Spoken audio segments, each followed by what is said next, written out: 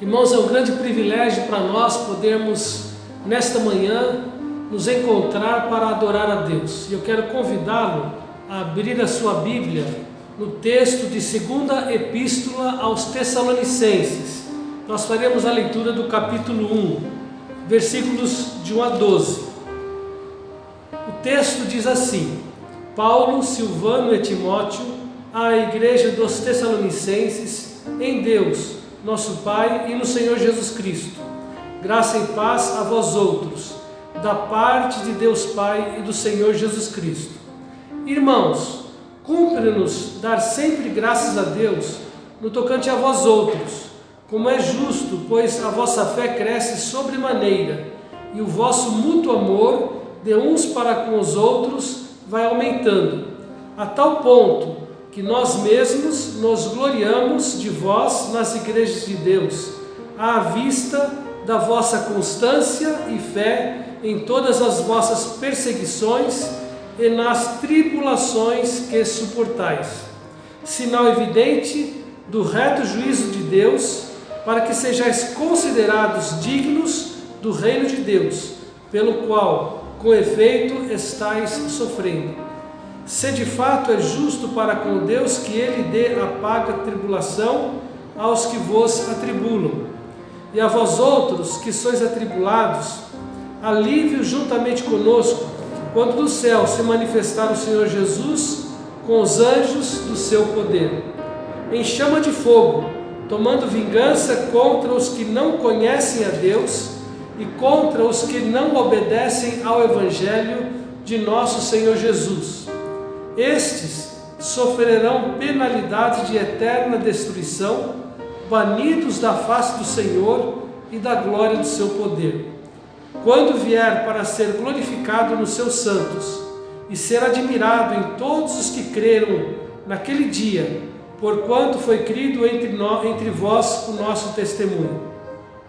Por isso, também não cessamos de orar por vós, para que o nosso Deus vos torne digno da vossa vocação e cumpra com poder todo o propósito de bondade e obra de fé, a fim de que o nome do nosso Senhor Jesus seja glorificado em vós, e vós nele, segundo a graça do nosso Deus e do Senhor Jesus Cristo. Esse é o nosso desejo, irmãos, que o Senhor Jesus Cristo seja glorificado em cada um de nós. Vamos curvar as nossas cabeças e vamos agradecer a Deus por este momento. Querido Pai, mais uma vez estamos gratos a Ti por esta oportunidade que nós temos de dominicalmente, neste primeiro dia da semana, nos reunirmos para adorar o Senhor, para exaltar o Seu nome, para glorificar a Tua pessoa. Obrigado, Deus, pela Tua palavra que é viva, que transforma, que conforta, que consola e também que nos adverte. E que nós sejamos abençoados nesta manhã com a palavra do Senhor. Também, ó Deus, que os louvores aqui prestados sejam agradáveis a Ti e possam subir ao Teu trono de glória como suave na Tua presença, como cheiro suave na Tua presença. É a nossa oração no nome de Jesus, nosso Salvador e Senhor. Amém, ó Deus.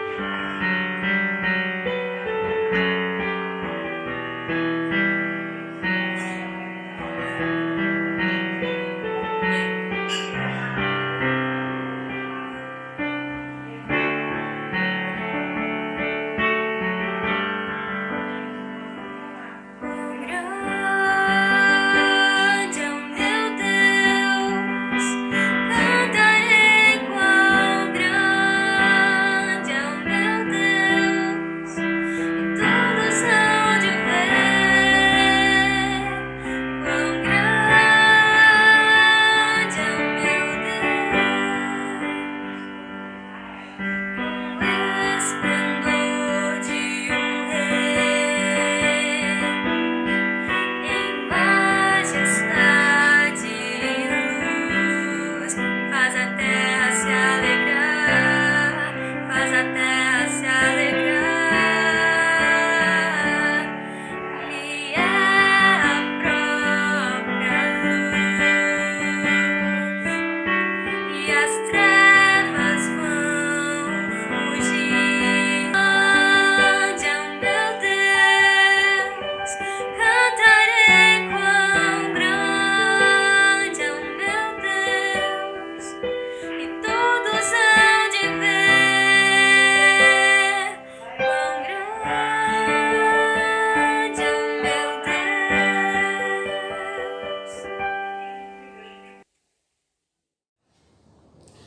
Queridos, vamos mais uma vez ter uma palavra de oração e após a oração nós vamos refletir no texto de Hebreus, no capítulo 13, versículos 7 a 17, que é a sequência do texto que nós temos lido. Bom, vamos falar com Deus.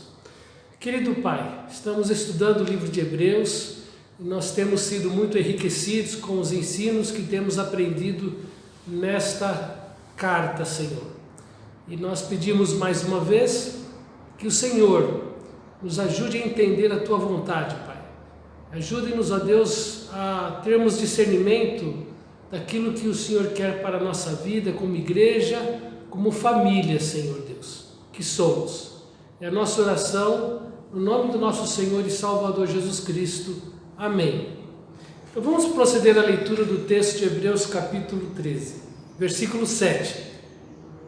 Lembrai-vos dos vossos guias, os quais vos pregaram a palavra de Deus, e considerando atentamente o fim da sua vida, imitai a fé que tiveram. Jesus Cristo ontem e hoje é o mesmo e o será para sempre.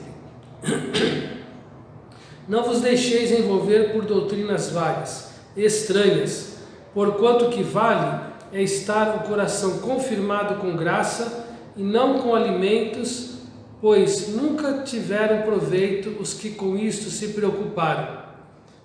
Possuímos um altar, do qual não tem direito de comer os que ministram no tabernáculo, pois aqueles animais cujo sangue é trazido para dentro do Santo dos Santos, pelo sumo sacerdote, como oblação pelo pecado, têm o corpo queimado fora do acampamento.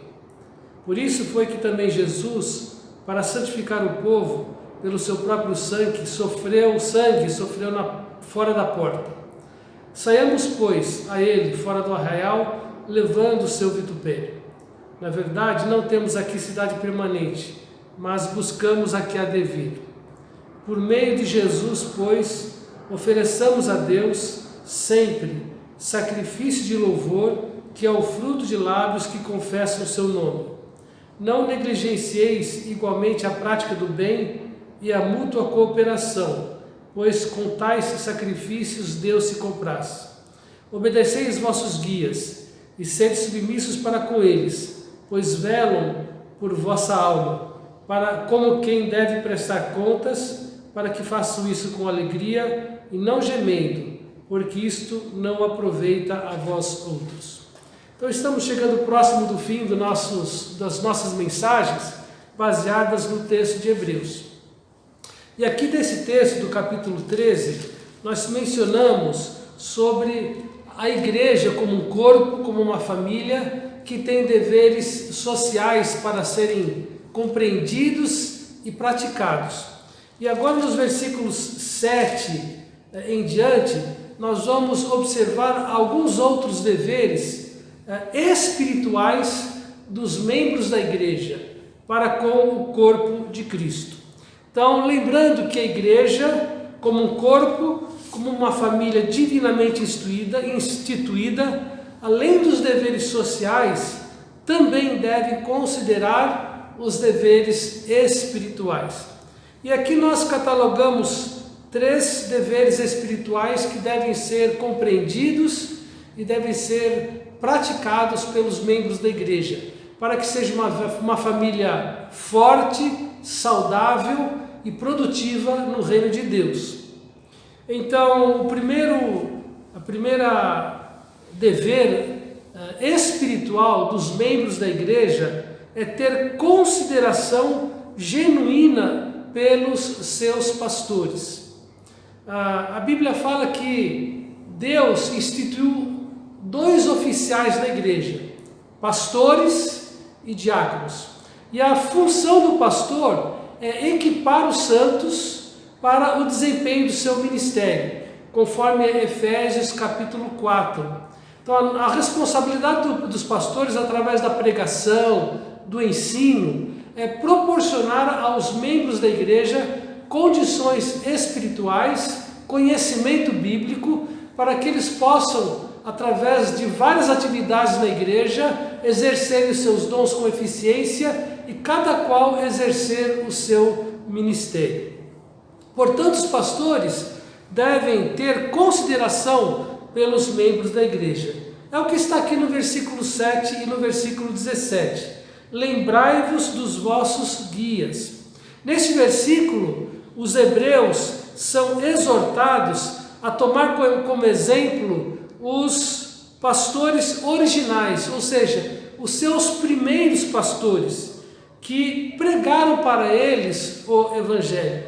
Vamos lembrar do início que nós mencionamos acerca do livro de Hebreus, que eles estavam passando por terríveis perseguições, e por causa dessas perseguições e das aflições, muitos hebreus cristãos estavam desistindo da fé. E no meio dessas perseguições, provavelmente, alguns dos seus líderes foram mortos. Por isso que lá no versículo 7 diz que os hebreus deveriam lembrar dos seus guias, que pregaram a palavra de Deus, está colocando aqui no passado, ou seja, os primeiros obreiros, os primeiros pastores que pregaram para eles, e diz, considerando atentamente o fim da sua vida. Então, provavelmente esses pastores haviam morrido em defesa da fé por causa de perseguições que eles haviam sofrido. E a exortação aqui para os crentes hebreus é que eles imitassem a fé daqueles pastores, que não tiveram medo de enfrentar as lutas, as provações, as perseguições pelo nome do nosso Senhor Jesus Cristo. Então, por isso que logo em seguida, ao versículo 7, o autor de Hebreus coloca: Jesus Cristo ontem e hoje é o mesmo e o será para sempre. Ou seja, o mesmo Jesus, o mesmo Senhor que fortaleceu, que sustentou, que deu coragem para aqueles pastores morrerem por sua fé em Cristo, eles também seriam assistidos por esse Jesus Cristo, que é o mesmo, que foi de ontem, que é o de hoje e será para todos sempre. E no versículo 17 diz acerca desta consideração aos pastores da igreja, diz claramente: obedecei os vossos guias e sede submissos para com eles, pois velam, ou seja, cuidam de vossas almas. Então a responsabilidade do pastor é cuidar das suas ovelhas, como quem deve prestar contas.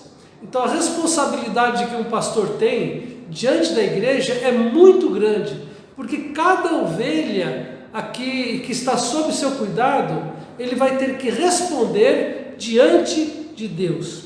Então esses pastores irão prestar contas a Deus, e é importante que os membros da igreja sejam submissos para com eles, para que o seu trabalho seja feito com satisfação, com alegria, e não com tristeza, não com gemidos, não é?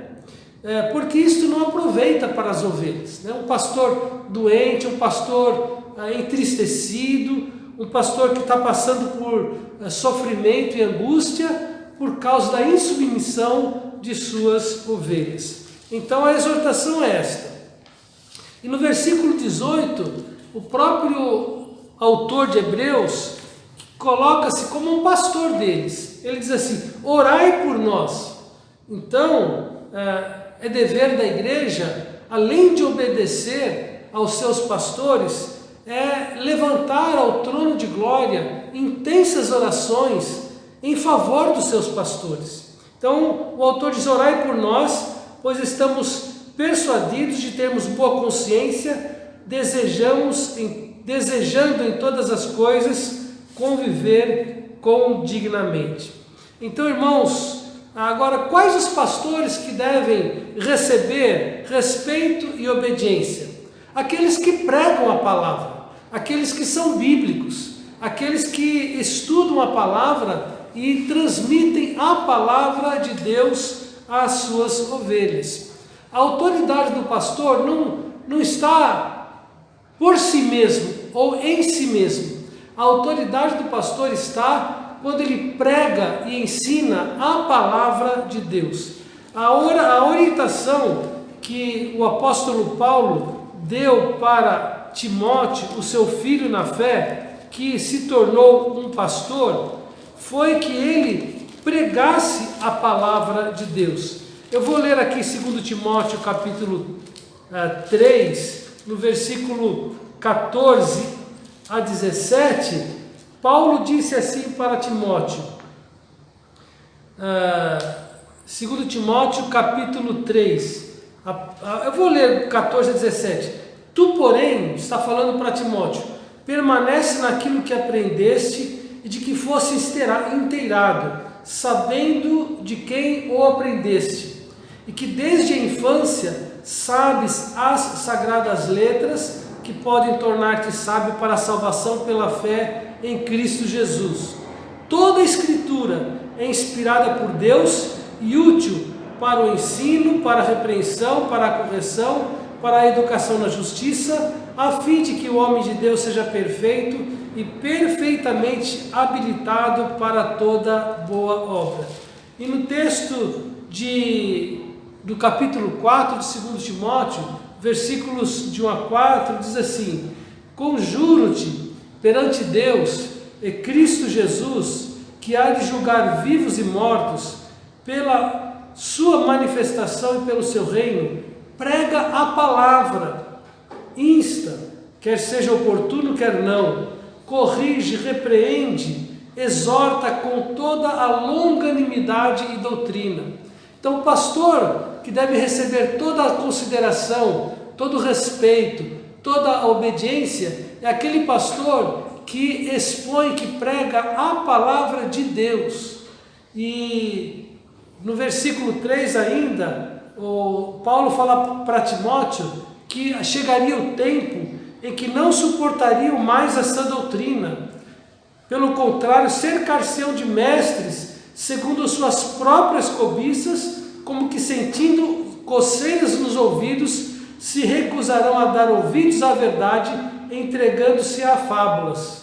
Tu, porém, sê sóbrio em todas as coisas, suporta as aflições, faz o trabalho de um evangelista, cumpre cabalmente o teu ministério. Então, olha que o apóstolo Paulo alerta para que cada membro da igreja tome cuidado com os dias que nós estamos vivendo, porque nesses dias, são esses dias que o Paulo falou para Timóteo, cercar-se-ão de mestre segundo as suas próprias cobiças. Não estão pregando a palavra, estão pregando os seus pensamentos, as suas filosofias pessoais e estão transmitindo ensinos que não provêm da palavra de Deus. E os cristãos devem ter este discernimento de ouvir aqueles pastores que pregam a palavra de Deus. E qual deve ser a atitude para com aqueles que não pregam a palavra de Deus? Com os falsos profetas, com os falsos mestres, com os falsos pastores. Tito capítulo 1, versículos 10 e 11 diz assim: porque existem muitos insubordinados, pauradores frívolos e enganadores, especialmente os da circuncisão. É preciso fazê-los calar, porque andam pervertendo casas inteiras, ensinando o que não devem por torpe ganância. Então há muitas pessoas que estão hoje em dia, ainda que usando a palavra de Deus, mas não pregando a palavra de Deus, estão enganando, estão ludibriando, e a advertência que Paulo dá a Tito é que eles devem ser calados. Então, irmãos, o pastor bíblico, o pastor que estuda a palavra e prega, esse pastor tem que ser respeitado, tem que ser obedecido, e a igreja deve estar sujeita a ele. A igreja deve agir como os crentes de Bereia, irmãos. A Bíblia fala lá em Atos capítulo 17, versículos 10 a 11. E logo durante a noite os irmãos enviaram Paulo e Silas para Bereia. Ali chegados, dirigiram-se à sinagoga dos judeus. Ora, estes de Bereia eram mais nobres que os de Tessalônica, pois receberam a palavra com toda a avidez, examinando as Escrituras todos os dias, para ver se as coisas eram de fato assim. Então, assim como o pastor tem a responsabilidade que é grande de estudar e pregar a palavra de Deus, os membros da igreja também têm a responsabilidade de examinar as Escrituras e verificar se o pastor está pregando de fato as verdades eternas da palavra de Deus. E quando um pastor se levanta e prega as suas divagações pessoais, este ensino deve ser rejeitado. Então esta é a primeira dever social, dever espiritual da igreja: honrar, respeitar, submeter-se aos seus pastores. Mas há um segundo dever espiritual que toda a igreja deve estar atenta, principalmente em nossos dias, pois nós acabamos de ver a advertência que Paulo deu a Timóteo, que nos últimos dias muitos iriam perverter a doutrina de Cristo. E a segunda dever social, nós temos que ter cuidado com os falsos ensinos. Veja no versículo 9 de Hebreus capítulo 13. Não vos deixeis envolver por doutrinas várias e estranhas, porquanto o que vale é estar o coração confirmado com graça e não com alimentos, pois nunca tiveram proveito os que com isso se preocuparam. Vejam, irmãos, que logo nos primeiros dias da existência da igreja, já começaram a surgir falsos ensinos, pessoas que se levantaram para perverter o verdadeiro evangelho do nosso Senhor e do nosso Salvador Jesus Cristo. E nós podemos destacar pelo menos duas linhas de perversão doutrinária. Primeira linha são os judaizantes. Quem foram os judaizantes? Eram judeus que disseram que se converteram, que entregaram suas vidas a Jesus Cristo, que confiaram nele, mas estavam impondo aos convertidos a guarda da lei. E eles diziam então que, além de colocar a fé em Cristo, eles tinham que guardar a lei. Então a salvação não era pela graça, mas também pelos méritos de se guardar a lei. E Paulo e os apóstolos, eles confrontaram veementemente este tipo de ensino, porque tiraram da pessoa de Cristo o poder de salvar, dando ao homem a ideia de que ele, pelos seus esforços, poderia buscar a salvação, Cristo e mais obras. Não, a Bíblia fala, e é muito clara em dizer para nós, em Efésios capítulo 2, versículos 8 e 9, porque pela graça sois salvos, por meio da fé. Isto não vem de vós, é dom de Deus, não vem das obras, para que ninguém se glorie. Mas já naqueles dias, esses judaizantes já estavam pervertendo o evangelho da graça de Cristo. Outro ensino que estava se expandindo de sua forma inicial era o gnosticismo. O que vem a ser o gnosticismo? Era a crença que se baseava na revelação individual de um conhecimento superior de origem sobrenatural que levaria os homens à libertação, que era o seu entendimento de salvação. Então, a ideia de salvação deles era diferente daquilo que Jesus Cristo deixou para nós. A salvação é dada ao pecador pelos méritos da obra de Cristo na cruz, quando Ele pagou em nosso lugar os nossos pecados, satisfazendo a justiça de Deus e assim Jesus pôde oferecer a nós, pela sua morte na cruz, o perdão dos nossos pecados e a vida eterna. E esses ensinos, irmãos, estavam se difundindo através dos falsos profetas, onde alguns pastores acabaram se envolvendo com tais ensinos. E não é diferente nos dias de hoje, irmãos. Muitos pastores têm deixado de lado a palavra de Deus e buscando em seu próprio conhecimento, ou através de filosofias humanas, ou através de seitas até mesmo orientais, criaram um evangelho diferente daquele evangelho que Jesus Cristo nos deixou.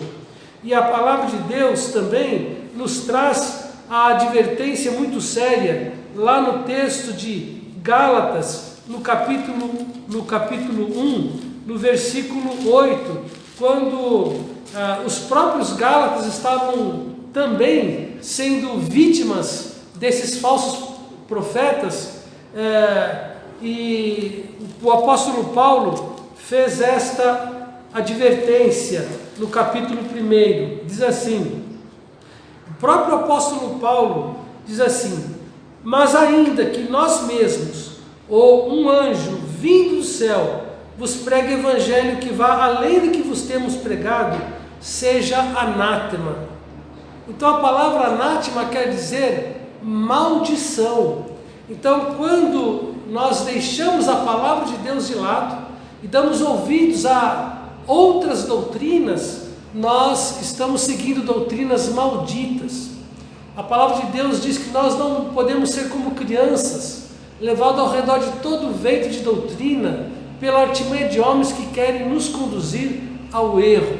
Então, a segunda lição aqui que nós temos acerca do dever espiritual da igreja, dos seus membros e do pastor também, tomar cuidado com as falsas doutrinas.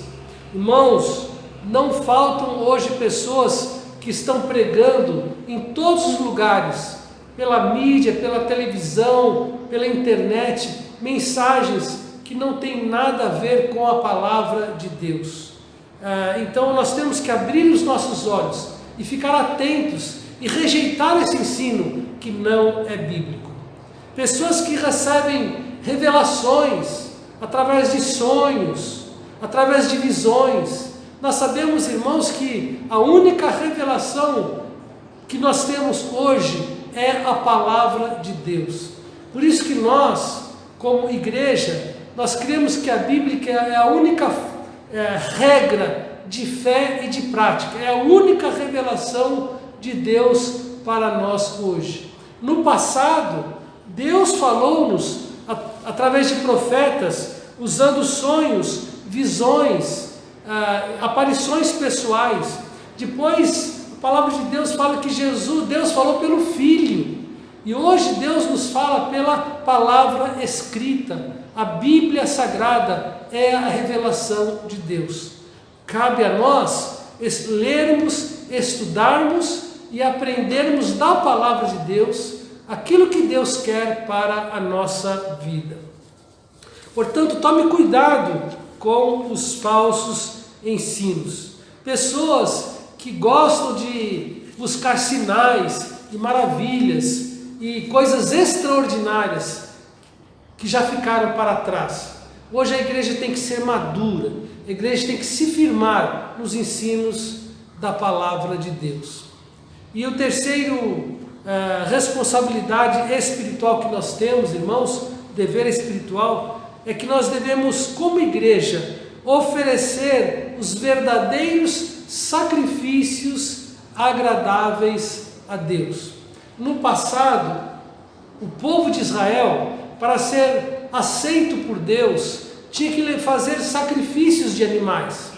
As pessoas levavam o cordeiro, colocavam a mão sobre o cordeiro, confessavam seus pecados, o cordeiro era degolado e o seu sangue era derramado no altar, e aquele cordeiro fazia uma expiação provisória e temporária para que o pecador fosse aceito diante de Deus. Nós sabemos que esses cordeiros tipificavam a pessoa de Jesus Cristo, o Filho de Deus que foi prometido desde o Gênesis. E esses sacrifícios foram temporários. O próprio livro de Hebreus já nos falou sobre isto, que Jesus veio como o Cordeiro de Deus para trazer uma nova aliança para o seu povo. E nós entendemos isto claramente quando João Batista, o precursor de Jesus, quando anunciou a presença de Jesus lá na Palestina, ele diz: eis o Cordeiro de Deus que tira o pecado do mundo. O cordeiro, o animal, ele simplesmente, o seu sangue cobria o pecado, não era removido, mas o sacrifício de Jesus Cristo removeu completamente o pecado de nossas vidas. Então, nós hoje não precisamos mais oferecer qualquer tipo de sacrifício que requer derramamento de sangue de animais ou até mesmo nosso derramamento de sangue. Algumas pessoas que são adeptas ao autossacrifício acreditam que se automutilando estarão agradando a Deus. E quando eles se mutilam através de chicotadas, eles chegam a sangrar. E Deus não aceita e nem se agrada deste tipo de sacrifício. Aí, quais os sacrifícios que Deus se agrada? Está descrito aqui nos versículos 15 e 16 do capítulo 13. Vamos ler os versículos 13 a 16, Hebreus 13 a 16. Versículo 15. Por meio de Jesus, pois, ofereçamos a Deus. Olha o que Deus quer receber da nossa parte como sacrifício agradável. Sacrifício de louvor, que é o fruto dos lábios que confessam o seu nome. Eis, irmãos, porque Deus se agrada quando a igreja se reúne presencialmente. Porque a igreja, quando se reúne para cultuar a Deus, ela pode prestar louvores a Deus. Quando nós cantamos hinos, quando entoamos cânticos, quando através destes cânticos nós exaltamos a Deus, nós glorificamos a Deus, nós adoramos a Deus, mencionando os seus gloriosos atributos através dos nossos louvores. Deus se agrada da igreja reunida para adorá-lo. E ele diz: ofereçamos a Deus sacrifícios de louvor, que é o fruto dos lábios que confessam o seu nome. Todos aqueles que confessam o nome de Jesus devem prestar louvores e adoração a Deus. Outro sacrifício de louvor, irmãos, é a prática do bem. É quando nós fazemos o bem uns aos outros, quando nós fazemos o bem aos nossos amigos e até aos nossos inimigos. A Bíblia fala: não te deixes vencer do mal, mas vence o mal com o bem. Veja o versículo 16: não negligencieis igualmente a prática do bem. Então é fazer o bem às pessoas, ajudar as pessoas, colaborar, contribuir com as pessoas. Tudo que é bom deve fazer parte das nossas palavras e das nossas atitudes. E a Bíblia fala também a mútua cooperação. Estamos ajudando uns aos outros, apoiando uns aos outros, pois com tais sacrifícios Deus se compraz. Em outras palavras, Deus se agrada com tais sacrifícios. Portanto, irmãos, a Bíblia nos demonstra então esses 3 deveres espirituais que nós devemos apresentar ao Senhor. Devemos ter consideração genuína pelos pastores. Devemos tomar muito cuidado com os falsos ensinos. E nós devemos oferecer sacrifícios agradáveis a Deus através do nosso louvor, da prática do bem, da mútua cooperação.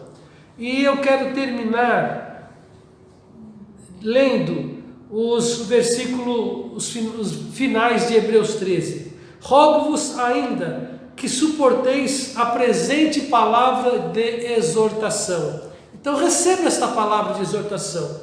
E o último versículo, os últimos versículos diz assim: ora, o Deus da paz, que tornou a trazer dentre os mortos a Jesus, nosso Senhor, o grande pastor das ovelhas, pelo sangue da nova aliança, vos aperfeiçoe em todo o bem, para cumprirdes a sua vontade, operando em vós o que é agradável diante dele, por Jesus Cristo, a quem seja a glória para todos sempre. Amém.